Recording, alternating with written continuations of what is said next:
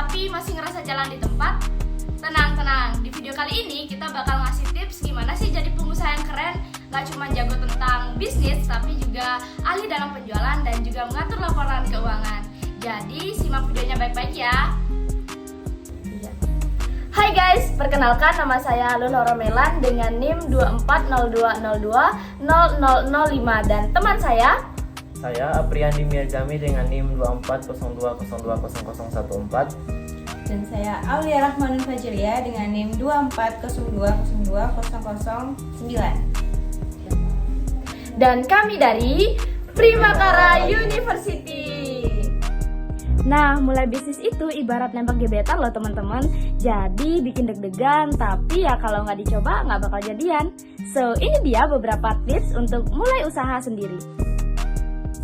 Yang pertama, cari ide bisnis yang sesuai dengan passionmu. Jangan sampai kalian jualan kopi, tapi kalian nggak tahu bedanya antara espresso dan juga americano.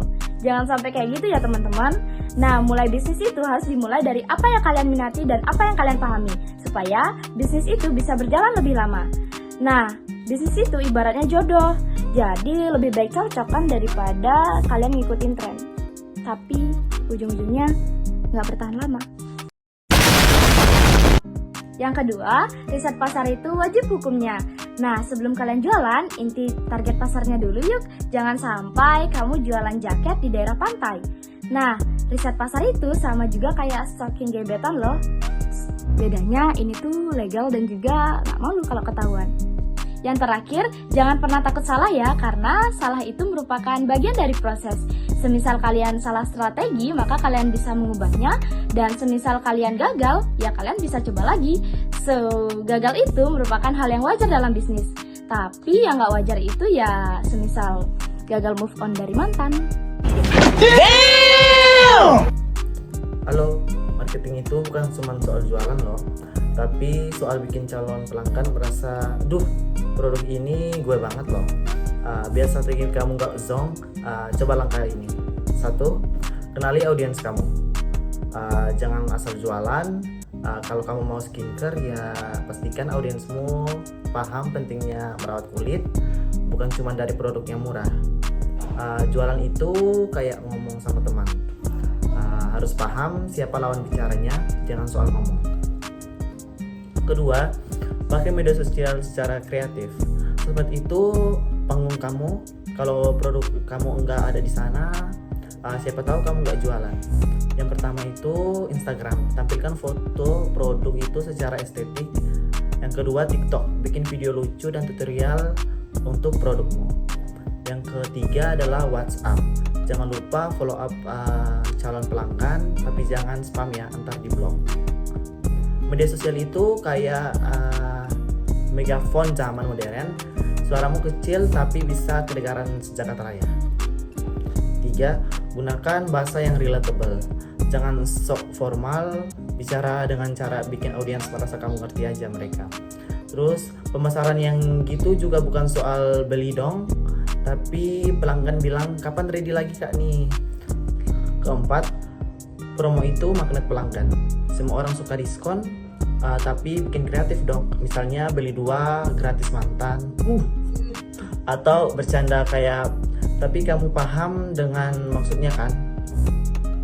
Nah, yang terakhir yaitu cara mengolah keuangan dalam bisnis. Yang pertama, memisahkan keuangan pribadi dengan keuangan bisnis agar tidak dicampur dan entah perginya kemana. Dan yang kedua yaitu mencatat semua transaksi, pemasukan, dan pengeluaran. Ketiga, dengan melakukan pencatatan anggaran agar kita bisa tahu mana yang akan dibuat tabungan, mana yang akan dibuat untuk pemasaran dan juga untuk produksi. Nah, yang terakhir yaitu melakukan investasi keuntungan agar kekayaan kita menjadi bertambah dan kita akan semakin kaya.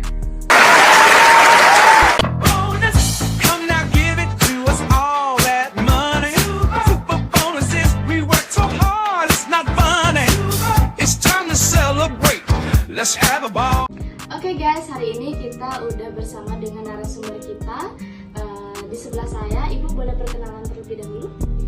Perkenalkan, nama saya Rusna Dewi, saya owner dari Toko Kisah. Baik, Terima kasih atas waktu dan juga kesempatannya Ibu. Di sini saya akan bertanya seputar dengan bagaimana awal mula Ibu memulai bisnis, strategi marketing dan juga pengelolaan keuangan.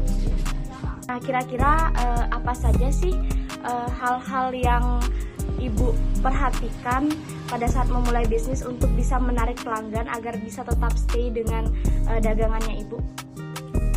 Itu sangat harus diperhatikan sekali ya, karena namanya kita jualan, kita harus bisa menarik pelanggan seperti keramahan, senyum, meskipun pelanggan itu membeli atau tidak, tapi kita tetap harus ucapkan terima kasih agar pelanggan bisa datang kembali dan nyaman berbelanja di tempat kita.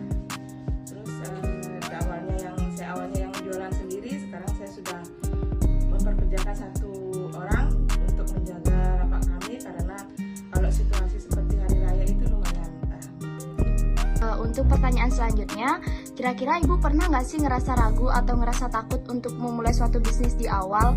Dan mungkin kalau memang ada, gimana sih caranya ngatasin terkait dengan keraguannya itu, Bu? pasti ada ya, namanya bisnis itu soalnya ada dua kemungkinan, yaitu untung dan rugi. Jadi untuk mengatasinya kita harus mempunyai keberanian untuk mencoba. Jadi kita harus coba terus. Yang namanya jualan itu kadang rame, kadang sepi. Jadi kita gimana mengatasinya itu, kalau misalnya agak sepi mungkin kita mengurangi sedikit orderan pisang dari pusatnya agar kita tidak terlalu banyak rugi gitu. Pokoknya kita harus punya semangat untuk terus mencoba gitu. Nah, kira-kira nih Bu, seberapa penting mencatat semua transaksi dalam sebuah bisnis dan gimana strategi pencatatan keuangan dari versi Ibunya? Kalau untuk strateginya itu sangat penting ya, karena kita harus memisahkan antara uang saku kita, uang belanja kita, sama uang dari hasil jualan kita.